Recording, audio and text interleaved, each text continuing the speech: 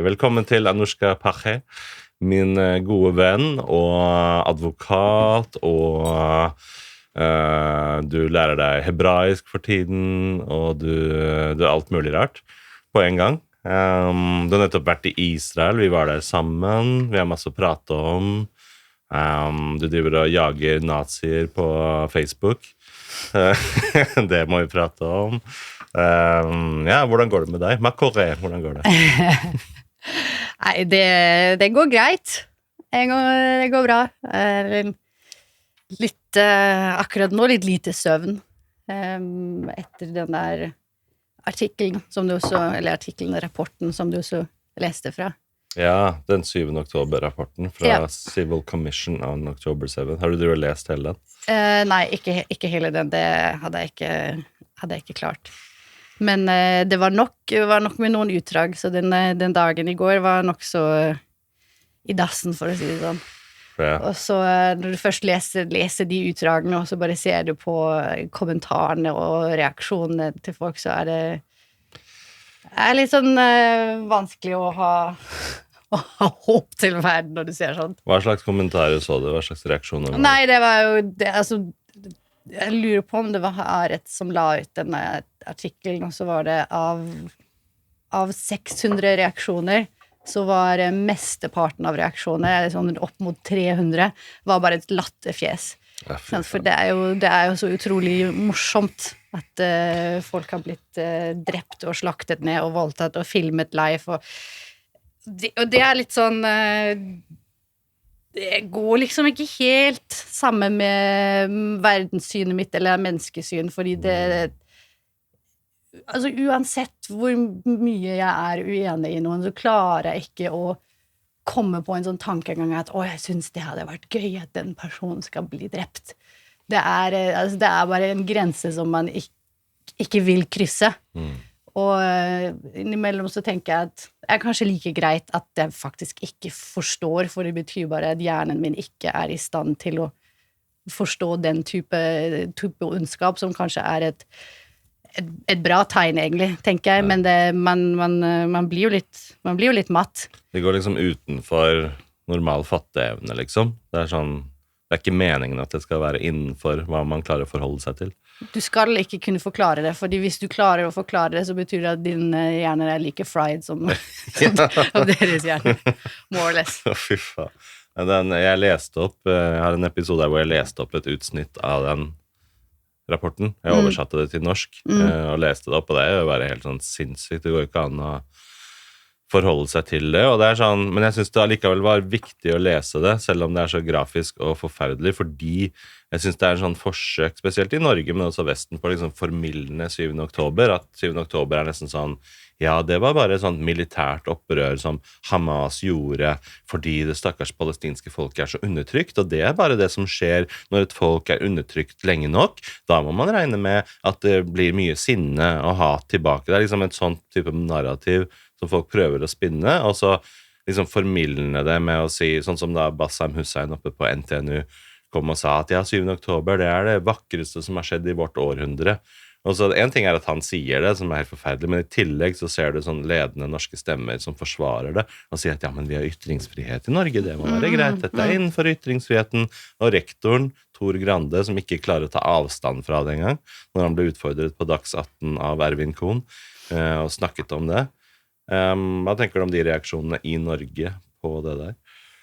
Nei, det er det som er litt sånn skremmende, at det er en veldig sånn svart-hvitt utvikling, fordi poenget er jo at det skal være helt greit, og det skal være helt legitimt å kritisere Israel for politikken og hva enn de holder på med. Det skal være helt innenfor. Det skal være uomtvistet, men å gå fra det er ikke kritikk lenger når du da snakker om en terroristgruppe som har gått inn og målrettet slaktet ned sivile, og så skal du nesten romantiserer det som en sånn opprør. Hva mener du opprør? Det fanns folkegrupper som har vært undertrykket, eller hva du kaller det, for veldig lang tid, og de har ikke gått inn i hus og bare sånn, la oss slakte ned den babyen her.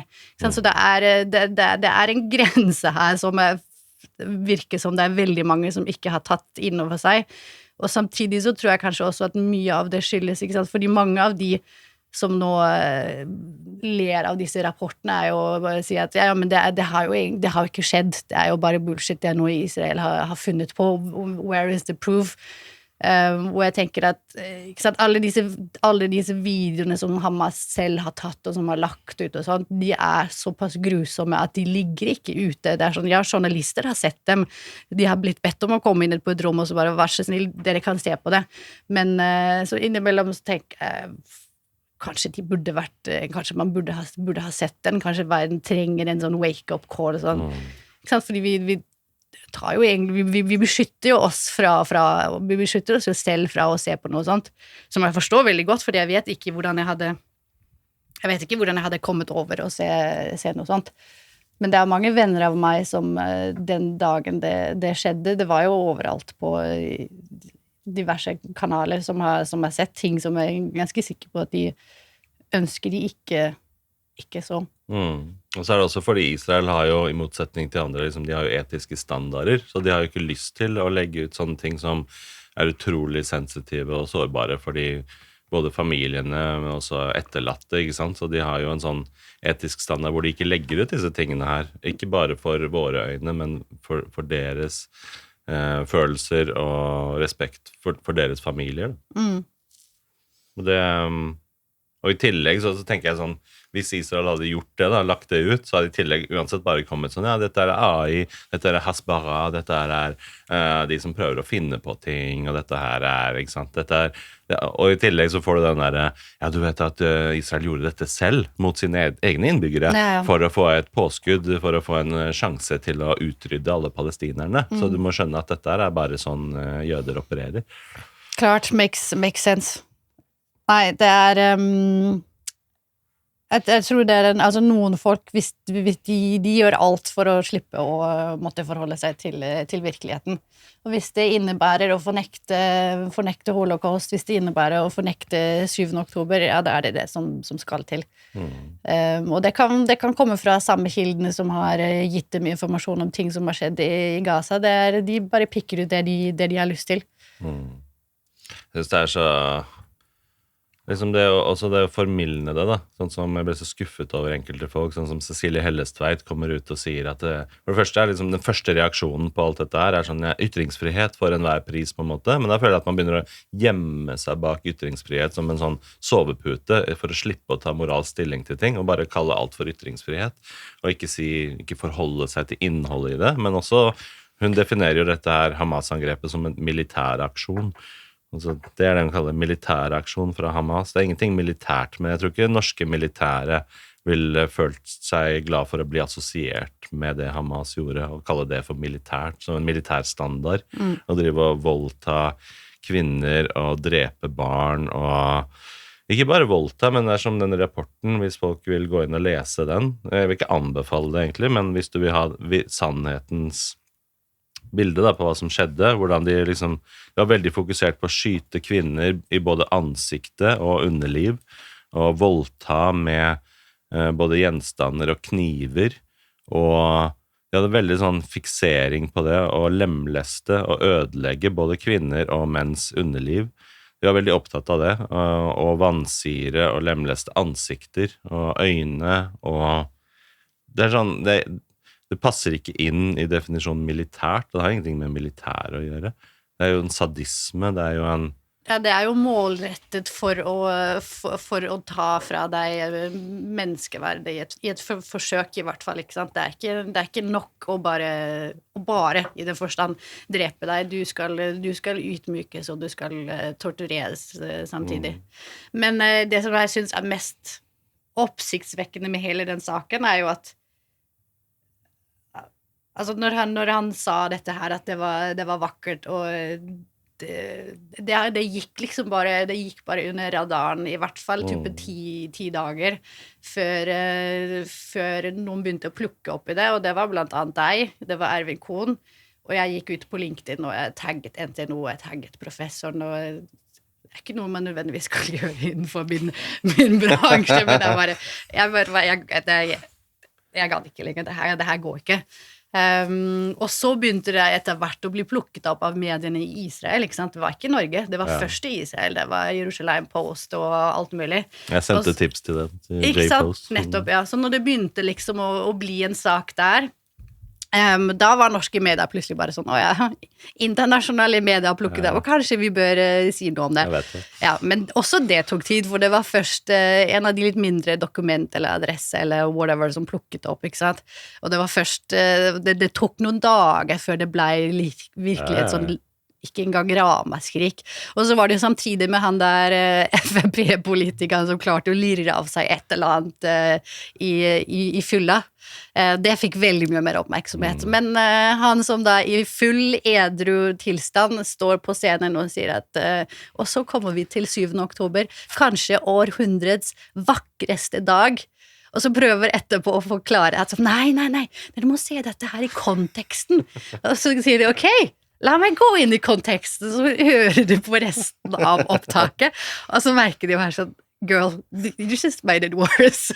Altså, han graver seg dypere inn i dette her, når du hører på resten av det opptaket, og så kommer han med det der forsvaret som er bare, altså det viser bare hvor hinsides, hvilken verden er det du lever i, at du fortsatt prøver å forsvare, det viser jo bare at og ikke minst at han var overrasket, ikke sant? Han var så overrasket over alle reaksjoner og heksejakt, som man kalte det.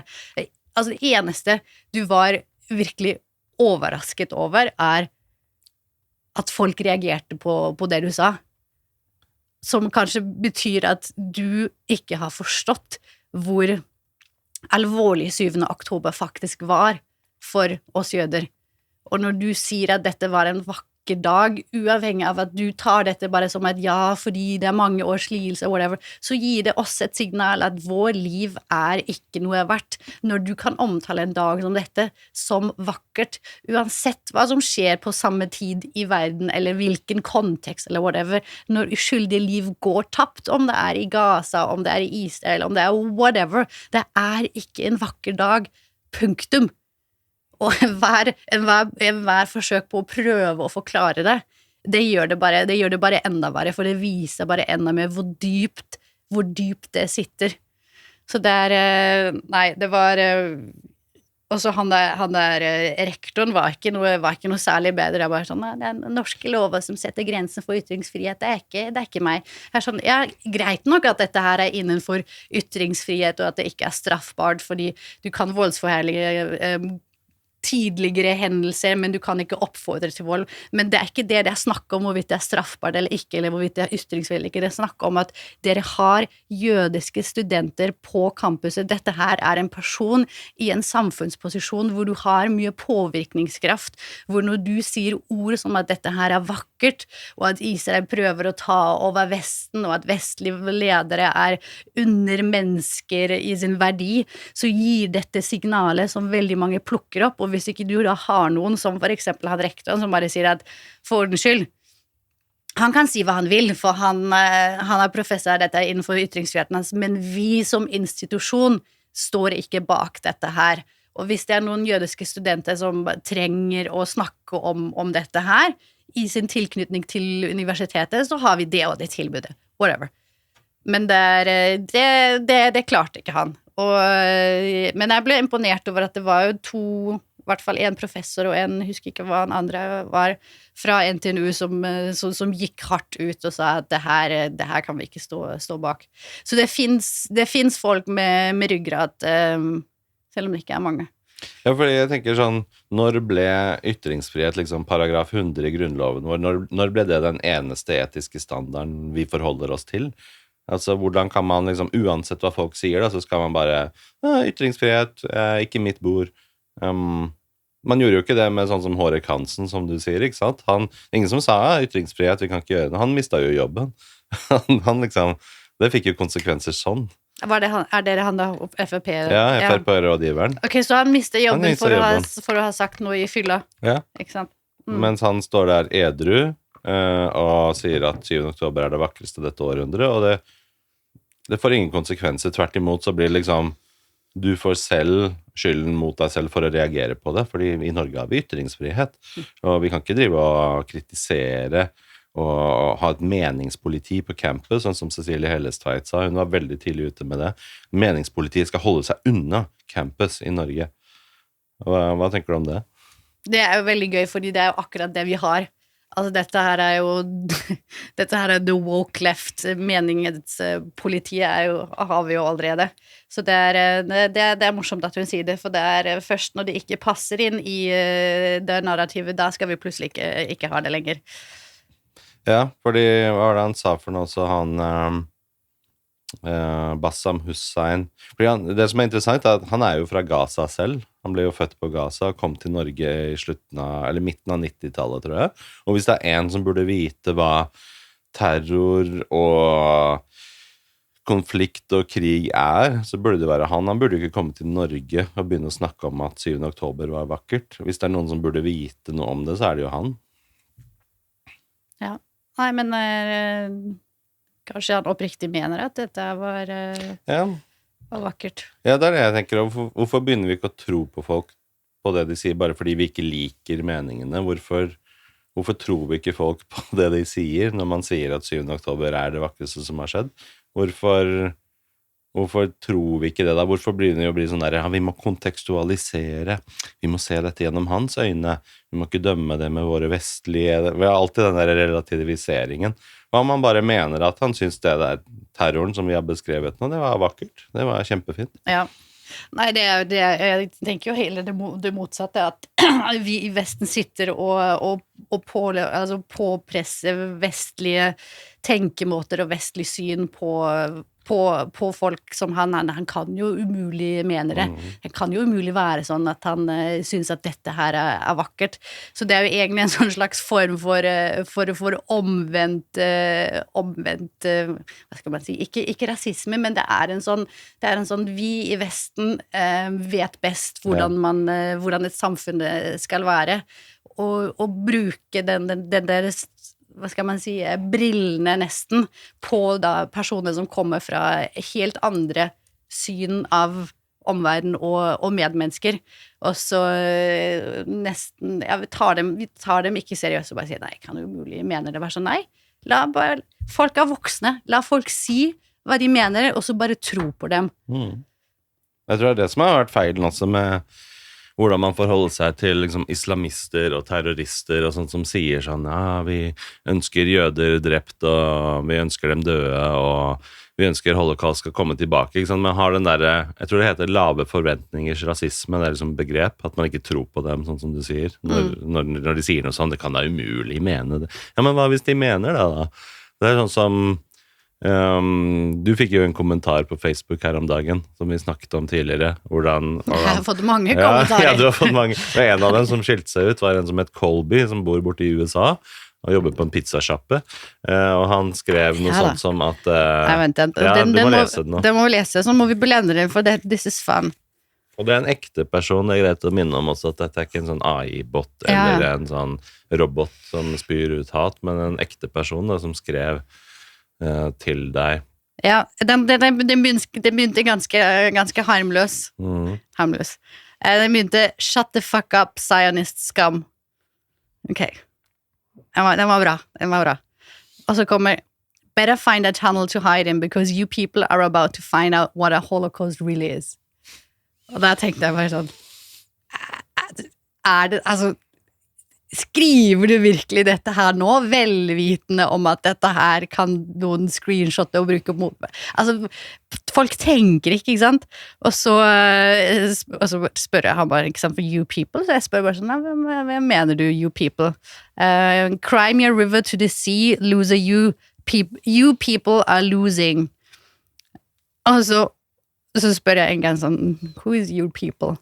Why are you harassing me instead of shooting children and raping prisoners like you people do? Ja. Og det han sa da, på norsk så blir det dere skal snart finne ut hva holocaust virkelig er. Ja, eller han sier finn deg en tunnel for å gjemme deg i, fordi dere folk kommer snart til å finne ut hva en holocaust virkelig er. Ja. Hva tenker du da når du får en sånn melding? Altså det første jeg tenker er jo at kan ikke være helt frisk. Fordi altså det er mye ting, det er mange mennesker og ikke mennesker, men det er mange ting jeg ikke liker. Men å bruke så mye av min emosjonell energi, så mye hat, det tyder for meg på at det er noe dypere, for det er jo, altså det er så mye negativitet i deg selv, som du skal få ut og prøve basically å ta den negativiteten i en liten drittpakke, og så prøve å gi den til meg, ikke sant? Og da tenker jeg sånn, vet du hva, den får du bare beholde selv, den kan spise deg inn fra innsiden, men nei, vi fant han jo da. Vi fant at han er en restaurantmanager i California, San Diego. Hyggelig restaurantmanager. Og den restauranten har blitt kontaktet i flere kanaler, både eierne, både de som sitter med HR, så jeg tror han er i gode hender. Men jeg var ganske overrasket over Facebook. Det har jo skjedd mange ganger at jeg har rapportert poster til Facebook, og så tar det 2 uker, og så er det we didn't remove the content. Og så klager du, og så kanskje de gjør det etter hvert. Men det her var jo ikke en post, det her var jo personlige meldinger til meg. Og så etter den siste meldingen, den så bare blokkerte han, og så fikk jeg opp en sånn report-button, og jeg bare, why not? Let's give it a try. Så jeg trykte på denne rapport, så ok, hva er grunn? Type oppfordret til hat, whatever, jeg trykte på den 1 minutt senere remove the profile, så han var ute av Facebook. Wow. Så det var bra. Det var bra. Og da får jo Facebook tilgang til hele din, ikke innboksa, men akkurat til den samtalen, ikke sant? Så de så jo alt han har skrevet til meg. Men du vet hva slags respons du får da? Da blir det jo, dere jøder styrer Facebook og mediene, og du får det. Ja, men det er ikke bare mediene og Facebook, styrer hele verden. Heldigvis. Ja, sitter der. Tenk om det hadde vært sånn, da hadde vi sluppet sånne medier som vi ser nå, da hadde vi sluppet sånn skjev dekning av Israel i Norge. Det hadde vært deilig hvis vi faktisk styrte mediene. Da hadde ting vært bra. Jeg tror mellom oss, hvis vi hadde styrt mediene, eller hvis vi hadde styrt verden, så hadde verden ikke sett ut sånn som den gjør i dag. Jeg vet. Heldigvis. Ja. Det hadde vært vakkert. Men jo, jeg så du skrev en sånn der, jeg tror det var en sånn offentlig status til den pizzarestauranten med, du liksom skrev noe sånt som, ja, jeg skulle gjerne bestilt pizza hos dere, men jeg synes det er vanskelig, fordi jeg er jødisk, og liksom, jeg ser denne fyren her, og hvordan er det for meg å bestille pizza hos dere da? Nei. Det var et eller annet sånt. Jeg tror jeg skrev I would have loved to try your pizza, but as a Jew, I don't really feel safe with employees like this, eller et eller annet sånt. Det blir litt vanskelig for meg. Liksom, han vil ha holocaust, jeg vil ha pizza. Det er litt sånn, kan vi ha en liten trade? Kan vi møtes på halvveien?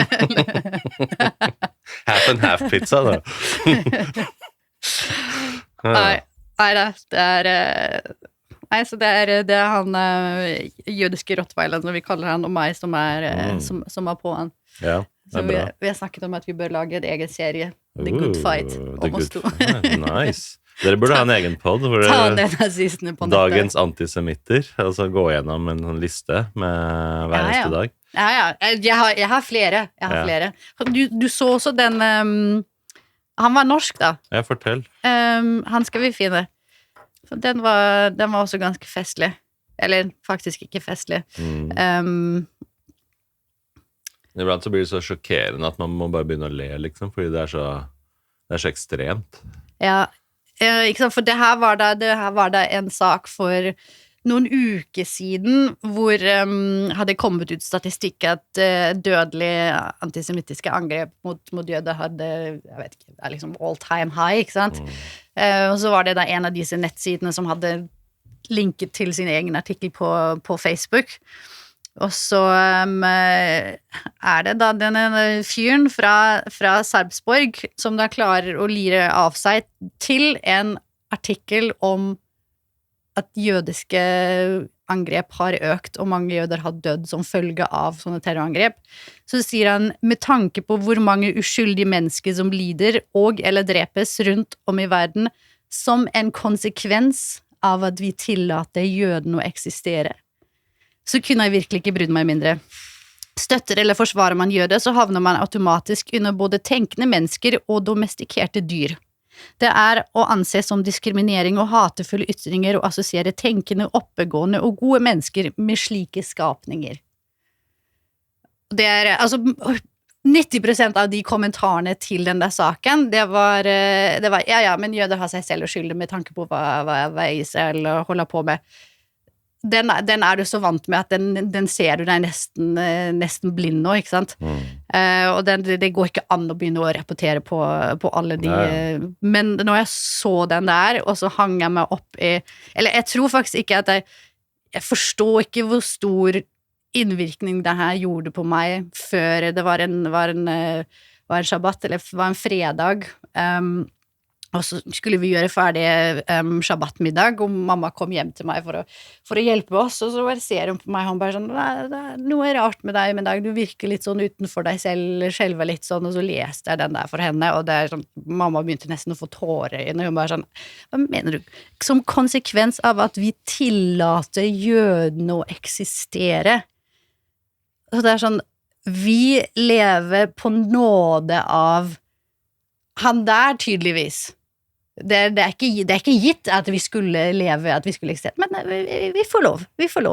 Nå får vi lov, og så gjør vi ikke noe annet enn å bare drepe uskyldige mennesker rundt omkring i verden. Ja. Ikke sant? Det jo senest i går gikk du jo og drepte litt uskyldige mennesker. Det det vi holder på med. Hvordan får det deg til å føle når du leser sånn? Nei,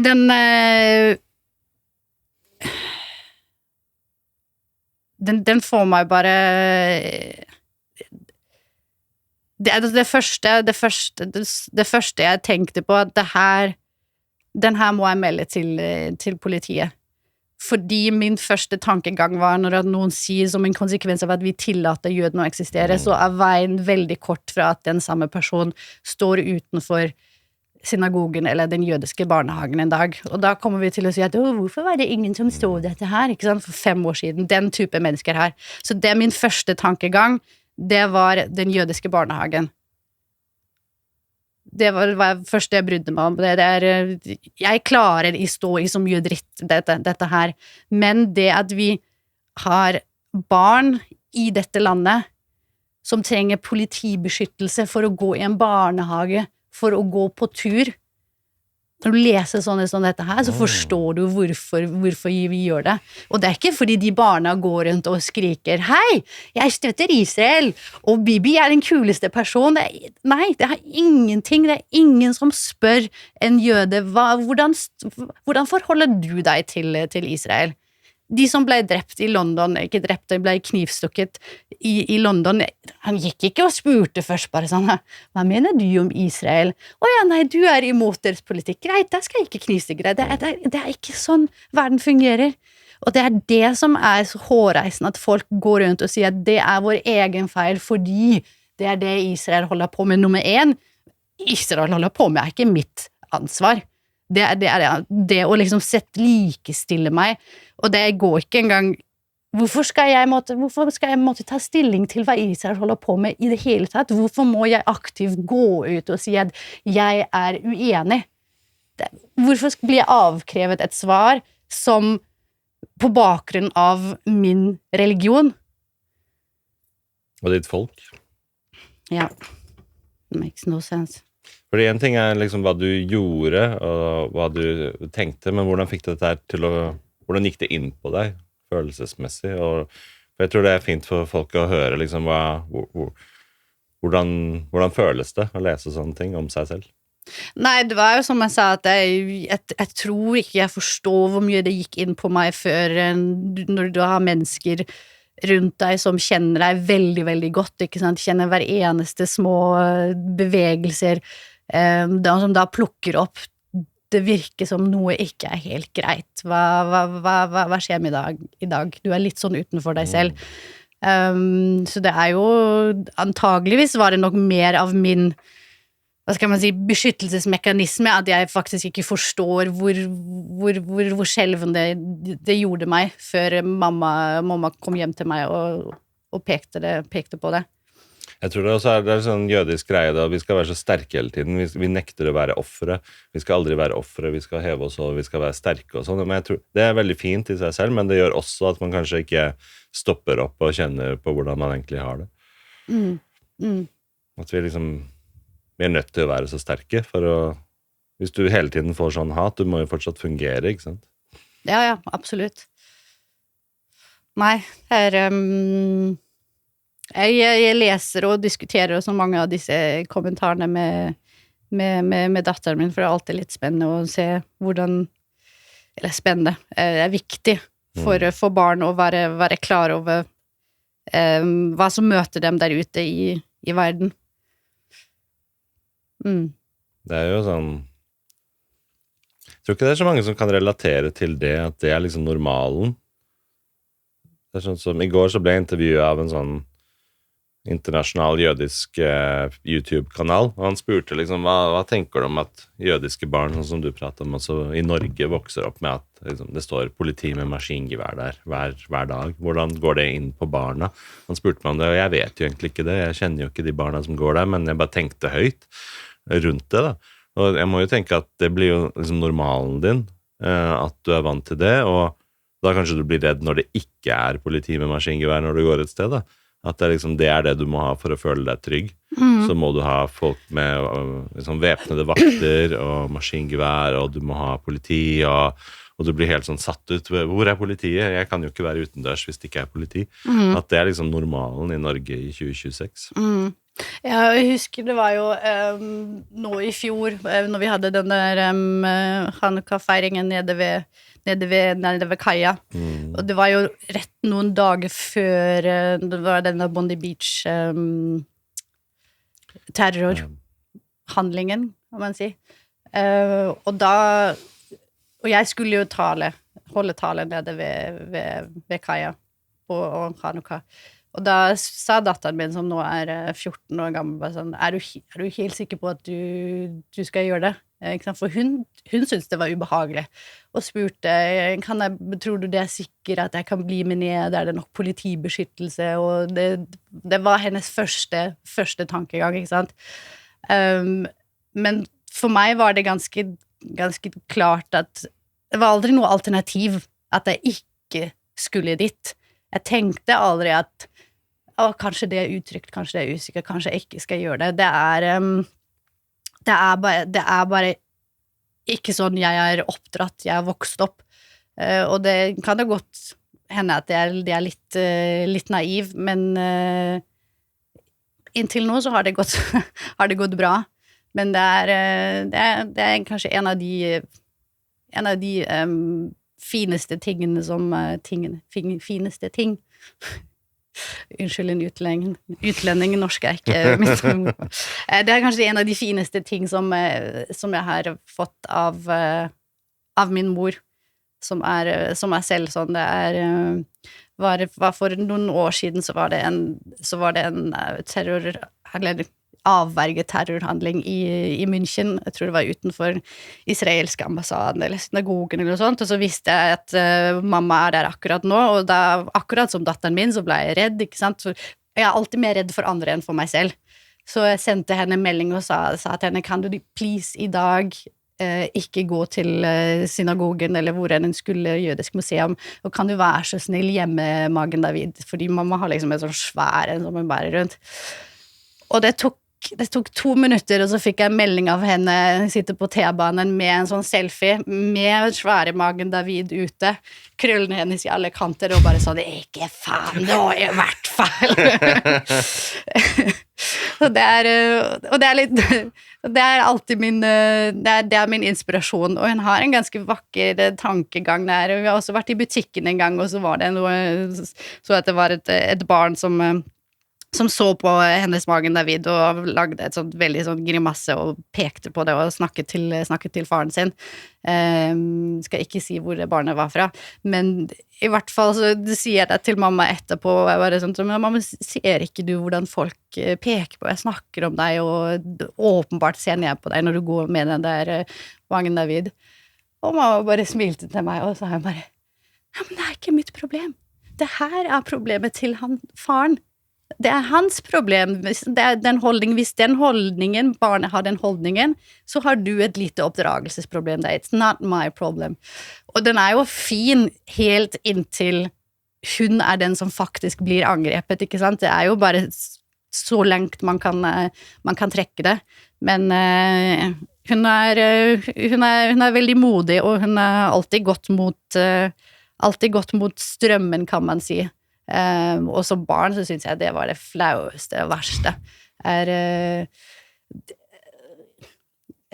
husker som barn så skulle jeg alltid ønske at mamma var annerledes, skulle alltid ønske at mamma var som alle andre. Hvorfor kunne ikke du være sånn som alle andre i klassen min, som var sånn typiske husmødre, ikke sant? Og så kommer mamma rullende inn med sine kjoler i alle mulige farger og krøller overalt og Birkenstock og alltid skulle klage over ditt og datt og angripe alt mulig, og jeg var bare sånn, please mamma, please, kan du være så bare en gang?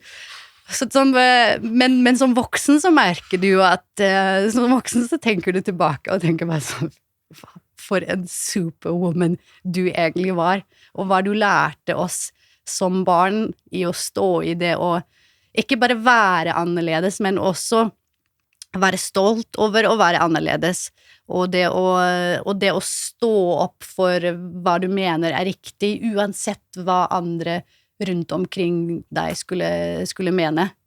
Jeg besøkte mamma her for en uke siden, og det finner stadig ut nye ting om ting hun har gjort, eller som jeg ikke fikk med meg i barndommen. Og da fortalte hun at fordi vi har vokst opp i en sånn gammel middelalderby i Sør-Tyskland, og da var det en sånn lite, altså det en sånn by som ligger opp på en fjellknaus, og som omringet av en sånn bymur, altså den står på UNESCOs verdenarvliste, det en virkelig sånn gammel middelalderby. Hva heter byen? Rotenborg. Og så var det en sånn liten borg der på enden av hovedborgen, som var ødelagt, har vært det i veldig lang tid. Og historien til byrådet og i historienbøken var alltid at det var et jordskjelv. Og så hadde mamma en venn som var arkeolog, som en gang sa til meg, sånn, det jo litt rart at akkurat den lille borgen, eller den lille kirken der, at den skulle ha vært ødelagt, mens alt annet, som også 600-700 år gammelt, står helt fine, intakt, ikke sant? Og gjorde noen research, og så fant de ut at nei, det som hadde skjedd var at under middelalderen så ble jødene i den byen, det må sies at dette her var på den tiden så var det den jødiske kulturelle høyborgen i den delstaten. Rabbi Meir av Rotenborg også derfra. Han bodde faktisk rett bak der hvor jeg født, i den samme gata. Men i hvert fall at de fordrev jødene ut av byen og inn i den der lille borgen eller kirken, og så slaktet dem alle ned og brant ned kirken. Og mamma drev i mange år og var rundt omkring i det der byrådet og alltid, ikke sant, det prøver å skjule den historien, vi må få den sannheten fram. Og det var faktisk ikke før, nå det lenge siden vi har flyttet, men nå det, la oss si det var 5 år siden jeg var tilbake der, og nå har det faktisk et stort monument utenfor den kirken, som forteller om den historien. Men det tok jo, jeg vet ikke hvor mange år, 20 år eller whatever, men det sånn mamma Ikke sant? Det er bare sånn, finne sånne ting, og så bare la hun det ikke gå, fordi det er ikke greit. Og selv om det er folk rundt henne som sier at hvorfor bryr du deg så hardt, ikke sant? Men hun har bare en sånn hun har en sånn rettferdighetssans, og den slår inn helt uavhengig av hvem det gjelder. Hun er ofte også litt mitt moralske kompass, både hun og datteren min, jeg vet ikke, når du leser sånne ting som den der rapporten, ikke sant, og så blir du kanskje litt emosjonell og så litt følelsesladet, og så sier du et eller annet veldig dumt, og veldig hard, og da har jeg mamma og datteren min som bare fordi noen har mistet menneskeligheten sin, så må ikke du miste menneskeligheten din. Og det er ofte et prinsipp. Jeg er ikke så flink til det selv, men jeg tenker veldig ofte på det nettopp fordi de alltid trekker meg tilbake, at det er kanskje akkurat det er, at vi blir fristet til å legge oss på samme nivå og uttrykke samme type hat og glede, men det er jo nettopp sånn som vi snakket om i dag, at vår hjerne skal ikke forstå det, og i det øyeblikket din hjerne forstår det, og kan uttrykke det på samme måte, da har du nettopp mistet menneskeligheten din, og det er den vi må bevare, fordi i jødedommen så hvert liv et helt univers, og det er uavhengig av hvilket liv det er. Det er noe vi ikke kan miste, bare fordi andre ikke har samme tankegang. Ja, for da vinner jo de, ikke sant? Sånne type terrorister og umenneskelige sadister. Hvis de får oss til å synke ned til deres nivå, da, så vinner jo de litt, på en måte, for da har de dratt oss ned til deres helvete som de lever i. Altså, velkommen inn, liksom. Da er vi der også. Men du nevnte jødedom, det er veldig interessant. Hva synes du er det fineste delene ved jødedommen i seg selv? Hva er det du synes er inspirerende og vakkert i jødedommen? Og det er et stort spørsmål. Jeg vet, jeg liker store spørsmål. Det er et veldig stort spørsmål. Jeg synes den Tikkun Olam, den er veldig fin. Den det med å spre lys, og det med å bidra til å reparere verden. At det på en måte en mitzvah, et bud om å være med på å gjøre verden bedre, og spre lyset ditt. Men også den budet om at hver jøde ansvarlig for hverandre. Jeg husker ikke hva det heter på hebraisk. Det en sånn egen mitzvah på det, med at man liksom du kan ikke sitte stille og tie når du ser at noe går utover andre jøder, men man har på en måte en sånn solidaritet, da. At man ansvarlig for hverandre. Den synes jeg veldig fin. At man på en måte ett folk. Ja, og det var kanskje den jeg tenkte på litt i stedet når jeg sa at det er kanskje mindre med selve religion å gjøre enn med folket. Men det er noe jeg legger merke til når jeg reiser en del, at når du møter andre jøder rundt omkring, i det øyeblikket du finner ut at I follow Jew, så det sånn, det virkelig en sånn familiefølelse, det er sånn brødre, søstre som er helt unik, folk som du aldri møtte, og så bare, hei, bli med hjem og spis middag med familien min, og så sitter du der med besteforeldre, barna, aldri møtt dem, men skjønner du, og det vet jeg ikke om noen andre har det på samme måte, men det sånn, det kanskje som du sier, at du er ansvarlig for hverandre, men du har også en kjærlighet for hverandre som helt unik. Og så blir det på en måte en sånn felles plattform, fordi overalt hvor du drar i verden, så det omtrent samme opplegget, samme shabbat, samme regler, altså noen bryter brød, noen skjærer brød, selvfølgelig, det sånne små nyanser, men du kjenner deg igjen overalt hvor du drar, da, til enhver familie, og nesten tilbake i tid også, ikke sant? Ikke bare geografisk, men også tidsreise, så kan du reise 500 år siden, eller 1000 år siden, sannsynligvis omtrent akkurat det samme som man gjør ved middagsbordet, ved shabbat, ved høytidene, at du på en måte, du har en sånn felles plattform, en sånn kollektiv felles kultur, da, som gjør at du har en sånn rød tråd, du har en sånn connection med en gang. Jo, og det er nettopp denne både stabiliteten, men samtidig også stadig utvikling som jeg synes er veldig vakkert, ikke sant? Det at vi leser Toraen året rundt, og når vi ferdig, lukker boken, så åpner vi den og leser om igjen. Og så gjør vi dette her om og om igjen. Og det var ikke lenge siden hun spurte meg sånn, men hvorfor skal vi lese hva som skjedde for 5000 år siden? Hvorfor skal ikke de om 5000 år siden lese om hva som skjedde med oss nå? Hvor jeg da svarte at nei, fordi nettopp, hvis du leser gjennom hele Toraen en gang, alt som muligens noen ganger kan skje, har allerede skjedd. Dette her er en bok om alt som noen ganger har skjedd, og hvordan vi har håndtert det da, som gir oss en pekepinne hvordan vi skal håndtere det i dag.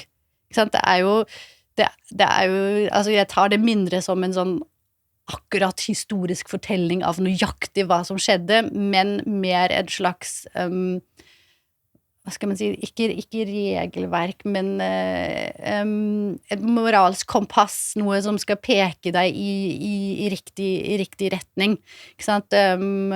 Og hvordan vi etter tusenvis av år fortsatt gjør det samme, fortsatt leser det samme, men alltid ser det i dagens lys, ting som skjer rundt omkring i verden, så kan du gå inn og lese om nøyaktig det samme 5000 år tilbake, og hvordan dette her skjedde videre. Så det synes jeg er kanskje noe som er noe av det vakreste, og nettopp ta shabbat for eksempel, som jeg kanskje synes det er kanskje mitt favorittprinsipp når du går tilbake til hvilken mitzvah, det å holde shabbat, en veldig viktig del av livet mitt. Hvorfor det? Nei, det er altså nå lever vi jo i en enda, hva skal man si, enda raskere og mer høylytte verden enn det de gjorde for 50 år siden, men det er kanskje derfor det er enda viktigere, ikke sant? Fordi vi går hele dagen 24/7 og bare har informasjonsflyt, ting som skal skje 24/7, du skal jobbe, du skal i barnehage, du skal trene, du skal møte venner, og du får la oss si du får en time om kvelden til å virkelig prøve å liksom roe ned hjernen din og kanskje lese en bok, men det å ha fredag kveld og vite, ok, det og det klokkeslettet, it's off. Mobilen slås av, PC-en slås av, TV er av, ingenting av elektrisitet, og du bare, som bruker, lyset er fortsatt på, og du sitter og spiser middag sammen med familien din, du snakker gjennom uken, du snakker om følelser, tanker, Gud og verden, og virkelig, du er virkelig der, det er ingen som helst distraksjoner. Og så er det ikke nok med at det bare er fredag kveld, ikke sant? Så legger du deg, og så neste dag så har du en hel dag av dette. Og det er, for meg så føles det alltid litt sånn som om jeg setter verden på pause. I det jeg går inn i synagogen på shabbat-morgen, så er det en sånn liten pauseknapp der jeg får ikke med meg noen ting av hva som skjer utenfor, og jeg tenker ikke på det heller. I det øyeblikket så er jeg virkelig bare i synagogen sammen med mine, jeg med sidoren min, mønneboken, og jeg leser ukens avsnitt i Toraen, og jeg ber og connecter, og er bare helt i mitt eget. Og det er en følelse som ofte når la oss si at jeg er veldig trist, eller at jeg er veldig stresset, eller noe sånt, så er det nesten som en sånn utvei. Da har jeg et behov til å gå i synagogen og være der, og bare være alene. For du både alene, men føler deg også samtidig connected liksom, til det jødiske folk, som sådan, både geografisk nå, men også tilbake i tid, gjennom alt som har skjedd i historien. Føler du liksom begge deler? Absolutt. Det jo nettopp det at jeg står her og nå i 2026 sammen med folk rundt meg, og vi sier de samme ordene, og vi hører de samme historiene, og vi snakker med samme Gud, men samtidig også nettopp som du sier, så føler jeg en historisk connection til alle de generasjoner før meg, som gjorde og sa nøyaktig akkurat det samme. Det en ganske rørende tankegang at vi har klart gjennom så mye som har skjedd med oss, at vi alltid har klart å beholde vår jødedom sånn som den og det var det jeg snakket om også i den talen jeg holdt nede ved Kaja på Chanukka, ikke sant?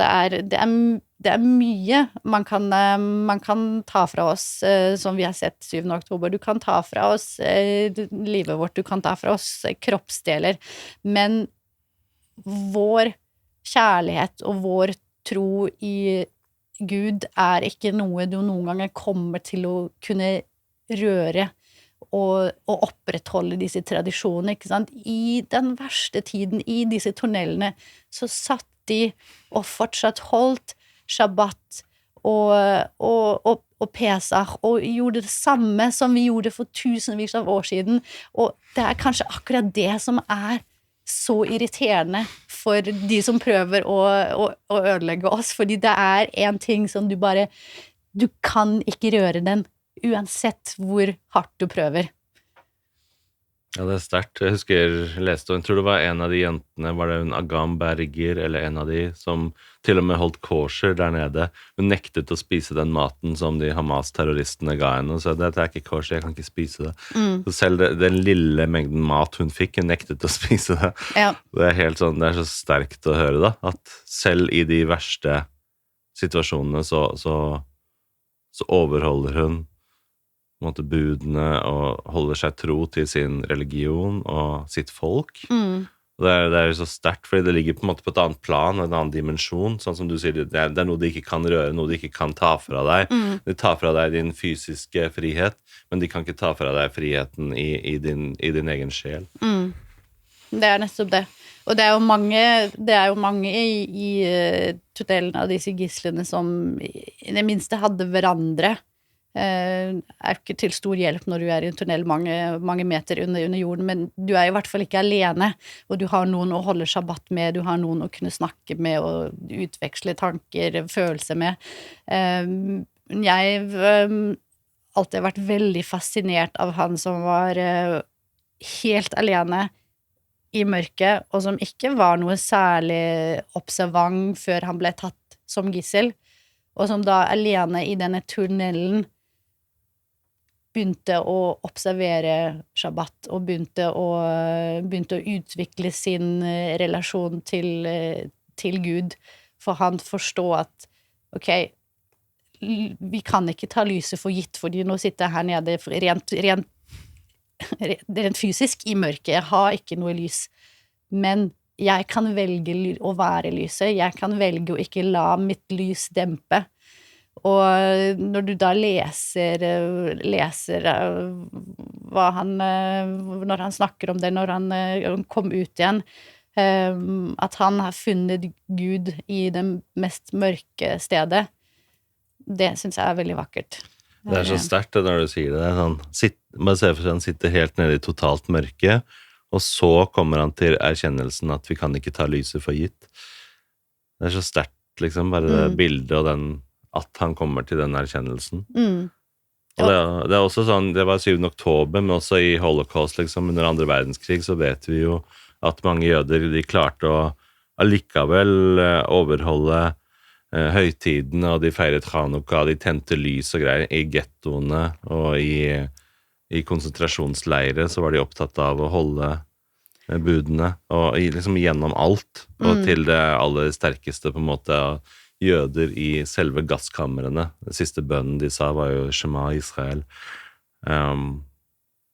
Hvordan det noe som man har med seg helt til siste slutt, da. Selv i de verste tilstander. Ja, og det var altså når jeg var nylig i New York, så var jeg på Jewish Heritage Museum, som da har noen av de største samlinger av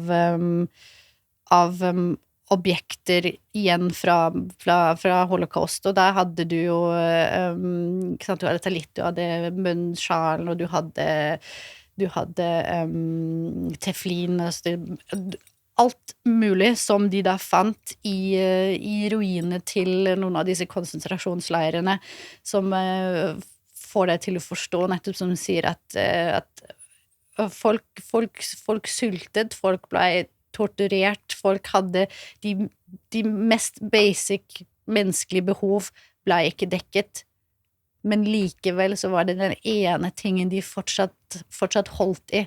Likevel så putter du på munnsjalen din, likevel så fortsetter du å snakke med Gud, og jeg får meg til å jeg føler også et sånn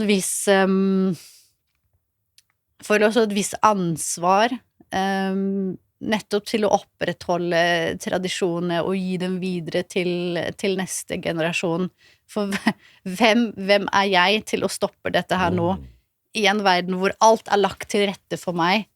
Det ingenting som tilsier at jeg ikke skulle kunne gjøre noe når folk i de verst tenkelige situasjonene, både etter 7. oktober, men også under holocaust, uansett klarte å opprettholde dette her.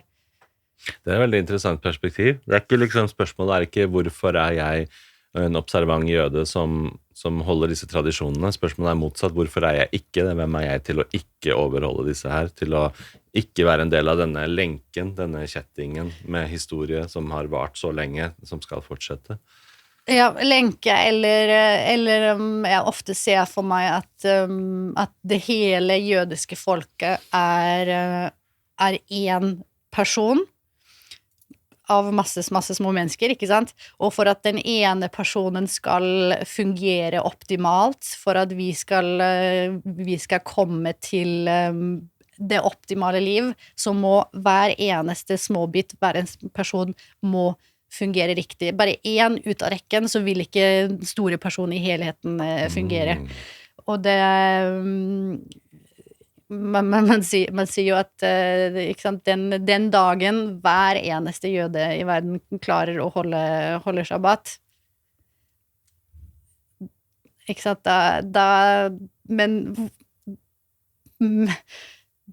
men kommer vi noen ganger dit og skal eller jeg håper vi kommer dit. Hva skjer den dagen? Ja, da kommer vi si så blir det shabbat hver dag. Nei, men det får deg jo nettopp til å gi det en så liten. Det er faktisk du har et ansvar. Som jøde så du gitt et ansvar om du vil det eller ei. Ikke sant? Og det det folk ofte misforstår når de sier at jeg går rundt og tror dere Guds utvalgte folk bedre enn alle andre. Så nei, ikke bedre enn alle andre. Det betyr bare at vi pålagt mer enn ikke-jøder. Og vi pålagt ting som du ikke ønsker å ta på deg frivillig.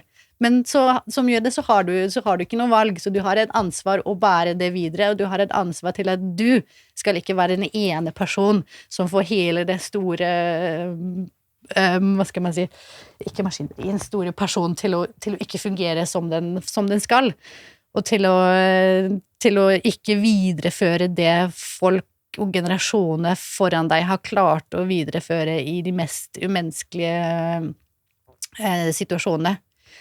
Du vet Jonathan Sacks, han skrev en utrolig fin bok som jeg leser om og om igjen. Den heter Radical Now, Radical Then, som egentlig var en tale til hans sønn når han giftet seg opprinnelig, og så lagde han en bok av det, og den handler nettopp om hvorfor du skal føre tradisjonene videre. Og han innleder da med en slags analogi, et bilde, hvor han sier at, ok, se for deg, du går inn i et bibliotek, og alle bøkene som der, bærer navnet til en jødisk slekt. Så går du frem, og så finner boken til din slekt, og du begynner å lese i den, du begynner å lese om dine forfedre, du begynner å lese om din bestemor, den går hele veien tilbake, ikke sant? Og så kommer du til siste side, og der står det Henrik Beckheim, og så den tom. Skal du da være person som lar den forbli tom? Boken avsluttet? Eller skal du føre dette her videre, gi den historien eller tradisjonen videre til dine barn, som da igjen fører det videre? Jeg synes det et utrolig sterkt bilde når jeg leste det. Veldig sterkt bilde. Og du ser jo på deg selv også vel som 8. oktober-jøde, sånn som jeg også, at jeg våknet opp etter 7. oktober. Var det sånn for deg også, at du liksom kom til din bevissthet rundt det jødiske etter 7. oktober? Absolutt. Men 7. oktober, spesielt 8. oktober, var et veikryss for meg, kan man si.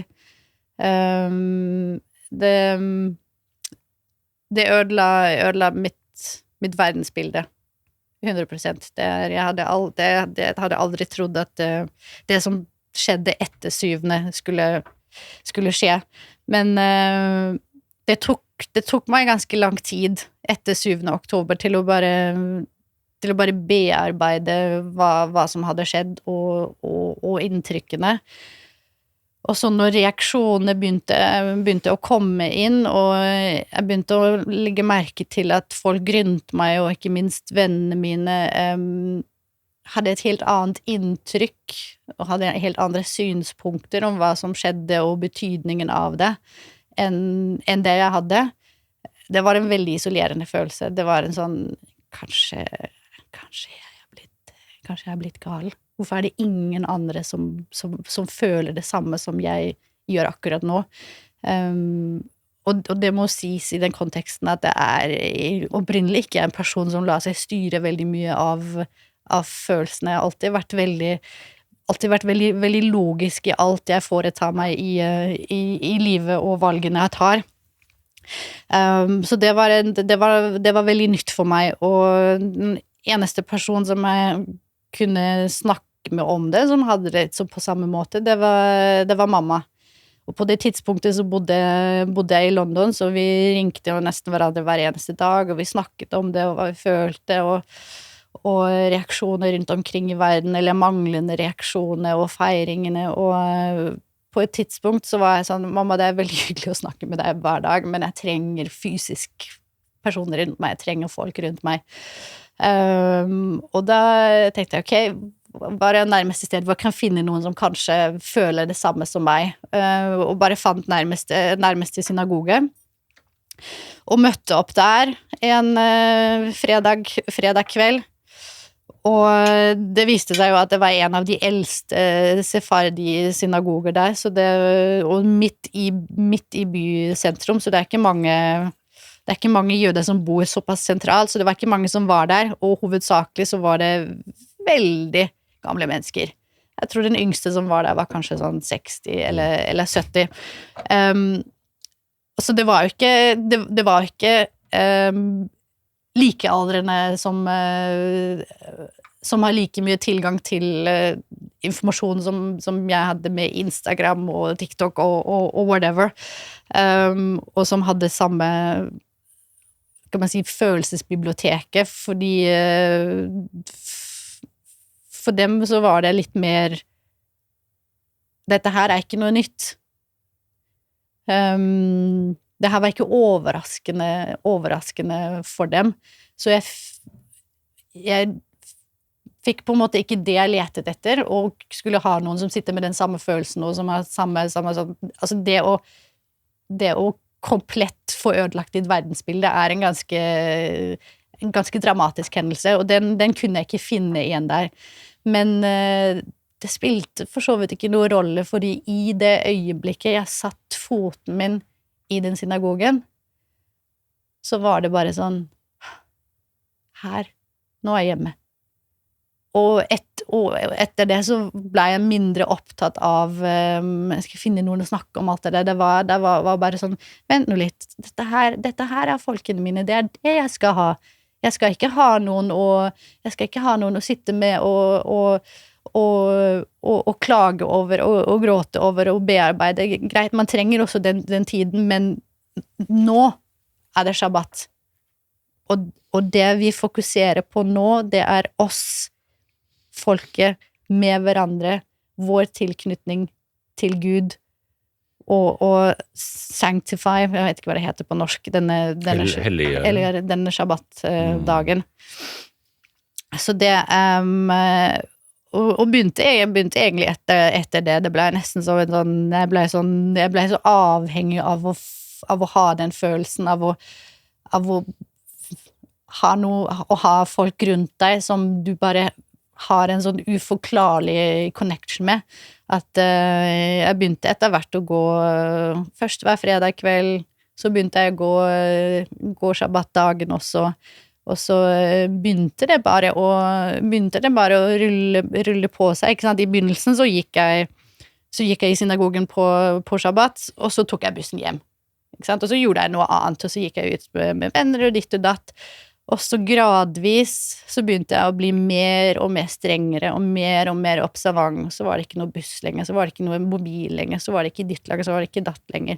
Og det er nettopp fordi for hver eneste step som jeg tok, så fikk jeg en sånn ny bekreftelse at jeg er en del av folket, og dette her er mitt folk. Så at jeg ble nesten sånn, jeg letet etter mange sånne situasjoner som kan nettopp gi meg den der bekreftelsen. Ikke sant? Så da begynte det etter hvert også at å fullstendig omgjøre kjøkkenet til kosher. Var ikke det så veldig vanskelig, fordi jeg vokste opp uten svin og med veldig lite kjøtt. Men å virkelig begynne, ikke sant? Men igjen, det var gradvis, men å finne alle de situasjonene, men som får deg til å gi deg en connection til Gud, for dette her er budene som Gud har gitt oss, at vi skal forholde oss til. Så den gir oss både en connection til Gud, og den gir oss igjen også en connection tilbake til generasjoner. Dette her har folkene mine i så mange generasjoner forholdt seg til. Jeg skal videreføre dette her. Men ja, det tok litt tid, det gjorde det. Det var en gradvis utvikling, men Hvordan har du sett på deg selv tidligere? Har du liksom sett på deg selv som sekulær eller ateist og sånn? Har du hatt noe forhold til Gud og sånn? Eller var dette en sånn total omvending for deg? At plutselig, som pang, så har du et forhold til Gud, og du blir religiøs og på en måte... Nei, det var det ikke. Jeg var kanskje sånn som de fleste barn er at hvis du har gjort et eller annet galt, eller hvis du ønsker deg et eller annet, da var Gud der. Ikke sant? Så jeg snakket mye med Gud som barn, den type sånn hvis jeg please bare kan få ditt der, så skal jeg love deg, ikke sant? Det var på en måte, det var mitt forhold til Gud som barn, og også alltid en litt sånn æresfrykt, sånn hvis jeg gjorde et eller annet som jeg visste var galt, så var det bare sånn, hvis Gud ser det. Men religiøs ikke noe særlig i den forstand, fordi jeg husker fra barndommen, la oss si når det var skolestart, og så skolestart var alltid sånn at alle skulle gå i kirken første dagen. Jo nede i Sør-Tyskland er det jo hovedsakelig katolsk, så veldig religiøs, ikke sant? Så alle barn skal gå i kirken på den første skoledag, og jeg husker veldig godt en veldig ubehagelig følelse eller ubekvem følelse jeg hadde i kirken, fordi det var så mange bilder og så mange statuer, og jeg husker jeg bare satt der, og hvem du til å fortelle meg hvordan Gud ser ut? Det er i mitt hode. Det her min egen du. Du kan ikke si at sånn her ser Gud ut, og by the way, dette her Guds sønn, han henger der på et kryss med kors og whatever. Jeg synes det var veldig skremmende som barn å se en sånn fyr henge på et kors og skal bli fortalt at han der har offret seg for dere, så dere lever i evig synd. Den kjøpte jeg aldri som barn. Det her ikke mitt. Jeg husker jo mamma leste mye av Toraen til oss som barn. Jeg husker jeg hadde en sånn bok med bilder til alle de historiene, så når jeg nå sitter på Shabbat og leser om Sara og Abraham, så ser jeg fortsatt for meg de der barndomsbildene. Så det vel kanskje mer den at det ble en mer konstant presens i livet mitt kontra en sånn nødknapp, som en sånn det jo noen der som kan hjelpe meg. Ja, det noen der som kan hjelpe oss, men det noen der som har satt oss i den verden, og som vi kan snakke med og tilbe hver eneste dag. Fortell om vennekretsen din som du hadde. Det var vel i London du bodde da, før 7. oktober? Ja, nei, men vennene hadde var jo stort sett i Norge. Okay. Hadde noen i London også, men det var mest de jødiske vennene som jeg fikk meg der etter hvert. Men det kanskje nok så trygt å si at 90% av de folkene jeg hadde rundt meg før 7. oktober, og som jeg regnet som venner eller bekjente, nå ute av livet mitt.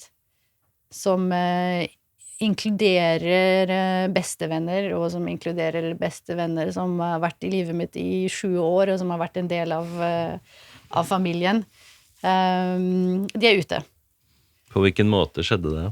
Nei, det skjedde litt sånn på ulike. Ene var veldig god venninne av meg. Vi kjente hverandre siden jeg var 18. Og vi var vidt forskjellige, samtidig som vi var veldig like. Vi var det motsatte, både på utsiden og i livsvalgene, men vi hadde samme type humor, og det var det som alltid holdt oss sammen, ikke sant? Vi lo så mye hver eneste dag, og hun kunne forstå meg sånn som ingen andre kunne forstå meg, og hun var en del av familien. Brødrene mine var som brødrene for henne, og hennes brødre var som brødre for meg, og vi var hos hverandre og hennes familie. Hun var med i familiechat-grupper og alt mulig, ikke sant? Og den personen bare forsvant. Ingenting. Bare ghostet. Og jeg var jo lenge sånn at kanskje det har skjedd noe med henne, ikke sant? Så jeg skrev til henne minst en gang per måned sånn, hei, hvor du? Går det bra? Det lenge siden. Fikk aldri noe svar. Så jeg etter hvert på sosiale medier som at hun jo i livet. Og da skrev jeg til henne at jeg bare glad for å si at du har det bra, tilsynelatende, at jeg savner henne veldig, og jeg synes det veldig synd om vi aldri skulle snakke mer sammen. Aldri. Ikke fått noen ting. Det siste reaksjonen var bare at hun liksom gikk ut av familiechattene våre. Så sa jeg ikke noe til mamma eller brødrene mine eller noe, det var bare out. Og det var da en person som hadde i livet i 20 år, Og det ikke, og igjen, det ikke sånn at jeg etter 7. oktober gikk ut og bare sa «Hei, woo, baby, what are you doing? I love it!» Ikke at all, ikke sant? I begynnelsen så var jeg jo ikke, jeg ville ikke sagt det motsatte, men i begynnelsen så var jeg jo med sånn at jeg lagde et veldig klart skille mellom meg som jøde og Israel, ikke sant? Så jeg gikk liksom alltid veldig hardt ut og bare sånn, hvorfor skal det Israel holde på med noe som helst ha påvirkning på meg, og hvorfor skal jeg måtte forsvare ditt og datt, og jeg som jøde i Norge har jo ingenting å gjøre med staten Israel, de får gjøre sånn som de mener, og jeg gjør sånn som jeg mener, ikke sant? Og det var først med tiden at jeg fikk en dypere forståelse nettopp når jeg var mer inn i bønnene også, hvordan vår religion knyttet til landet vårt på en sånn måte at du kan ikke skille det fra hverandre. Og når du begynner å forstå det, så forstår du også plutselig at vent nå litt, det her landet ikke bare for folk som der akkurat nå. Alt de gjør der akkurat nå for blant annet meg. For at jeg en dag skal kunne si at, vet du hva, Norge ikke trygt sted lenger, eller hvilket en land, jeg vil hjem. Det du kan ikke skille det fra hverandre, samtidig som vi i kritikken må skille det fra hverandre, ikke sant? Du skal kunne kritisere Israels politikk uten at det skal være et angrep på meg som jøde. Men jeg som jøde må også forstå at landet Israel der for meg. Det ikke der fordi vi hadde det ikke der fordi vi hadde en holocaust. Vi hadde en holocaust fordi Israel var ikke der enda. Ikke sant? Fordi nå kan vi det ingen andre som har samme, hva skal man si, nesten gullbillett at hvis shit hits the fan, vi kan alltid dra hjem. Og da skulle lage et sånn klart skille at de får gjøre det, jeg har ingen ansvar. Greit nok at jeg har ingen ansvar, men det har en påvirkning på meg om jeg vil det eller ikke. Men igjen tilbake til det, i begynnelsen så jeg ikke den der, for meg så var det veldig sånn adskilt, så det at noen skulle tre ut av livet mitt bare fordi jeg jøde, og fordi jeg aktivt ikke går ut og fordømmer, det var ganske uforståelig for meg. Men var hun liksom veldig sånn venstreorientert, eller med Palestina-flagg og sånn liksom fra før av, var hun helt der, eller var det noe som helst liksom? Nei, det var hun ikke, men jeg vet at hun delvis vokste opp i Abu Dhabi. Om det har noen ting som helst å si. Hun var jo nok mer venstreliberal enn øvrige venner i kretsen min, men aldri sett henne gå med et palestinaskjerf for eksempel, eller snakke om Palestina for den skyld. Og det gjaldt jo veldig mange av de rundt meg, ikke sant? Det også en annen veldig god venninne som jeg hadde, som da begynte det å skjære seg etter var Eurovision Song Contest året etter 7. oktober, satt vi hjemme hos meg med datteren min, og så var det Israel sin tur, og så sier hun Bo, slå det av, de dreper barn, eller noe sånt. Og datteren min snudde seg og så på meg, og jeg bare så at hun forventet en reaksjon av meg når jeg hører noe sånt. Og jeg fikk meg ikke til å si noen ting, jeg bare satt der helt stum og bare så på de bidragene og var litt sånn ut av meg selv-følelse. Og så sendte jeg noen dager etterpå så sendte jeg en melding, og så sa jeg at jeg følte litt etter, og jeg synes at det veldig trist at vi ikke har et sånn type vennskapsforhold, hvor jeg i det øyeblikket følte meg trygg nok til å kunne si at hva faen det du holder på med, ikke sant? Og så fikk du bare en sånn lang tale, sånn, kommer alltid til å stå opp for menneskerettigheter og dit og datt. Og så spurte datteren min noen dager senere sånn, ja, hvordan gikk det egentlig, fordi hun hadde jo fått med seg at ok, selv om jeg ikke sa noe der og da, så sa jeg noe i etterkant. Og så var jeg litt sånn naiv og sa bare sånn, nei, det ordnet seg, vi gjorde opp, se her meldingen, og leste for henne, og kom da til den siste delen, sånn, jeg kommer alltid til å stå opp for menneskerettigheter. Og da ser den gangen 12-åringen på meg og bare, ja, men hva mener du? Hvor var hun da 7. oktober? Hvilken menneskerettigheter det hun står opp nå når hun skriker til en Eurovision Song Contest? Så at en 12-åring, det var ikke meg engang, jeg var naiv, jeg bare sånn, ok. Og da begynte det også å dabbe av etter det, fordi da forstår jeg også bare at det er ikke et vennskap, jeg er trygg lenger i mitt sanne jeg. Er du skuffet over de tidligere vennene dine?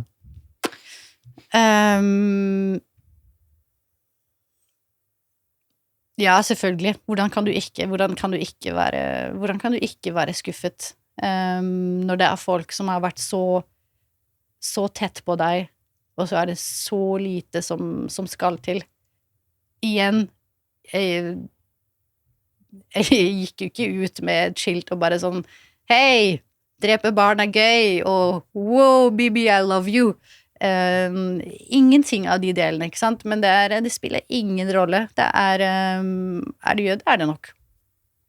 Var det overraskende for deg å se den der typen reaksjoner fra folk? Jo, det er nettopp derfor jeg sier til deg at 7. oktober var ganske skal man si world-shaking for meg, fordi det er for mange andre som er vokst opp dypere inn i dette her 24/7, er det ikke noe nytt, ikke sant? De er vant med å få den type kommentar, eller de er vant med at folk kommer inn og ut, og reaksjoner de har når man finner ut at for meg så var det nytt, fordi før 7. oktober så var ikke det en stor og viktig del av livet mitt. Det var først etter 7. oktober at jeg begynte å utvikle en slags forståelse av hvem jeg er, hvem jeg hører til, og hva som skjer akkurat nå i verden. Så for meg så var det en stor ting. Det er ikke det rart med akkurat liksom Israel, Gaza, liksom akkurat den situasjonen der, fordi det er jo masse forskjellige væpnede konflikter rundt omkring i verden. Du har liksom sivile, sånn civil wars, borgerkriger, du har Sudan, du har Kina, hva som skjer med uigurene der borte. Du har masse forskjellige sånn, take your pick, liksom. Man kan krangle om masse forskjellige situasjoner i relasjoner i Norge, men akkurat liksom Israel har en sånn evne til å splitte relasjoner, til å splitte vennskap, familier. Er det ikke rart, den der spesielle egenskapen som akkurat den situasjonen har?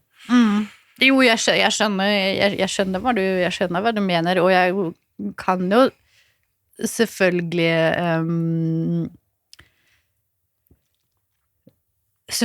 leve meg inn i og synes det er vondt med mange andre konflikter rundt omkring i verden. Alt annet hadde jo vært rart hvis du ikke la deg påvirke av det. Men det er jo noe unikt over det fordi dette her er mitt folk. Ikke sant? For det var det som var min første reaksjon etter 7. oktober. Så var det bare sånn, dette her angår meg.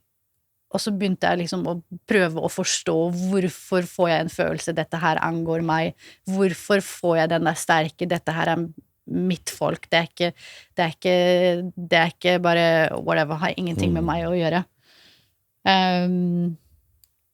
Nei, så det etter 7. oktober så bare visste jeg at ting kommer ikke til å være som før. Jeg kommer ikke til å være samme person før og etter. Ja, det var det jeg følte også. Det sånn paradigmeskifte, at du endrer hele livsanskuelsen din, endrer hvordan du ser på andre mennesker, endrer seg, relasjoner, endrer seg, familie, vennskap, alt. Alt bare snur opp ned. Ja, det har vært en sil. En sil.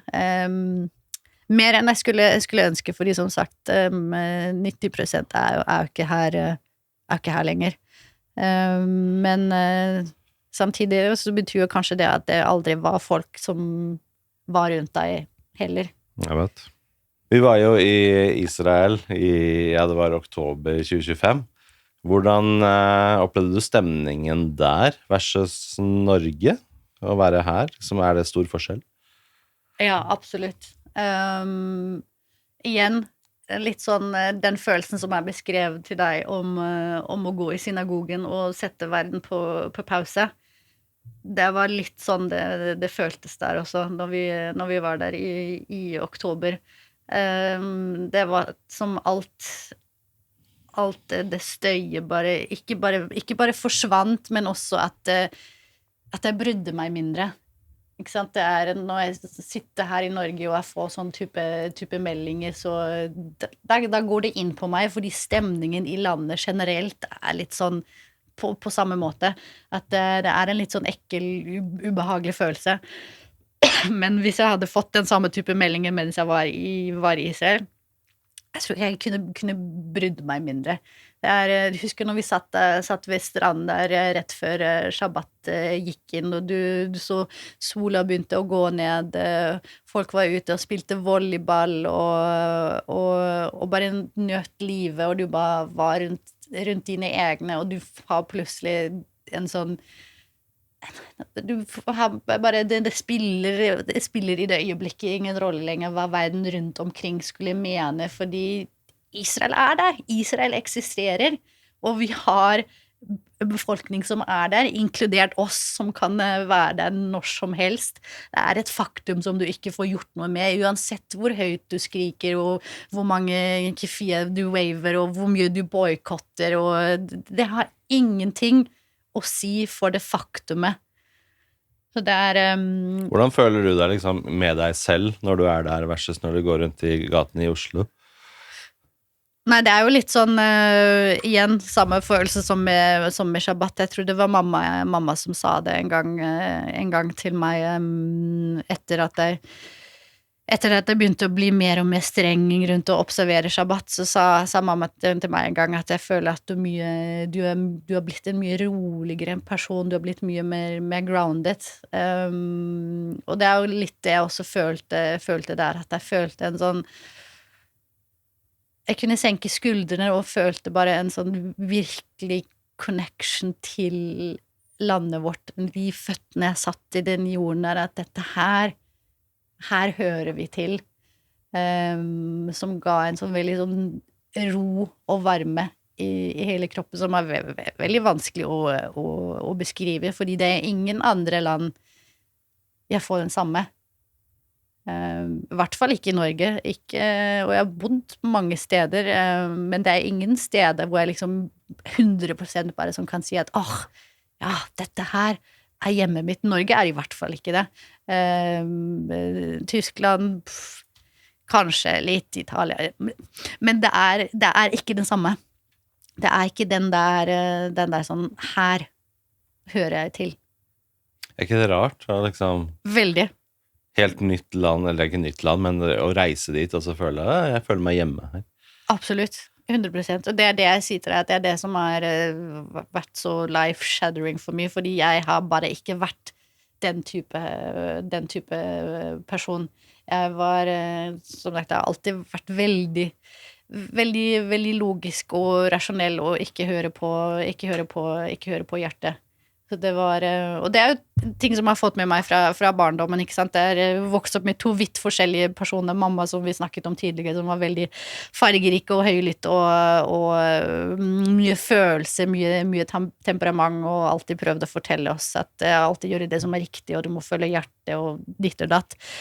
Og vi som barn alltid bare sånn bullshit, nei, vi skal bli ordentlige mennesker, vi skal ikke bli sånn raring sånn som deg, ikke sant, og pappa som alltid veldig sånn, du må bli noe ordentlig, du må tjene penger, du må ikke sant, så høre med på pappa, ok, jeg skal gjøre alt riktig, jeg skal gjøre veldig fornuftig, og da plutselig merke at det du fightet mot hele livet, og ha den der samme passion, samme temperament, samme emosjoner som moren din. Det bare kommer ut i det øyeblikket du minst forventer det 7. oktober. Why? Så husker jeg i Israel da vi var der, hvordan vi gikk til synagogen der. Og bare at det så normalisert, da, at det sånn at det på en måte det vanlige i Israel, at du har en synagoge på hvert gatehjørne, at du bor et sted. Vi bodde jo hjemme hos Louise, vår felles venn. Shout out to Louise og hennes familie. De var jo så gjestfrie og tok oss inn, og vi fikk lov til å være der og dele shabbat-måltid og fikk se deres hverdag og deres liv. Og så gikk vi jo til synagogen der, og hvordan det på en måte helt sånn normal ting å gjøre. På hvert gatehjørne har du synagoge, og du bare trasker bort der. Hvordan synes du det var versus Norge? Jo, ikke minst den der roen som legger seg over gatene i det shabbat-gården. Nå var jo vi midt i Tel Aviv, så det jo begrenset, men det jo fortsatt mer enn det du får oppleve i Norge i hvert fall. Og det at alle synagoger står der med åpne dører, folk kan gå inn og ut, noe helt annet fra både synagogen her i Oslo og mange andre steder som har vært hvor du har flere lag med sikkerhet før du skal gjennom. Men det jo fordi det en helt annen følelse å være en del av majoriteten. Alle rundt deg også jøder, kontra det å være en liten minoritet i et land som dette her. Så jeg har alltid lurt på hvordan forskjellig det må være for oss diaspora-jøder å faktisk bo der og ha folk som deg rundt deg hele tiden. Ikke sant? Det noe det som gjør at det nå så viktig for meg å gå i synagogen, jo ikke bare fordi det viktig for meg personlig å holde shabbat, men også fordi vi mennesker som trenger flokken sin, og det å være rundt mine egne, i hvert fall en gang i uken. Hvordan blir det hvis de rundt meg hele tiden? Kan la det være siste ord. Tusen takk, Anushka, for at du kom hit til studiet og hadde denne fine samtalen.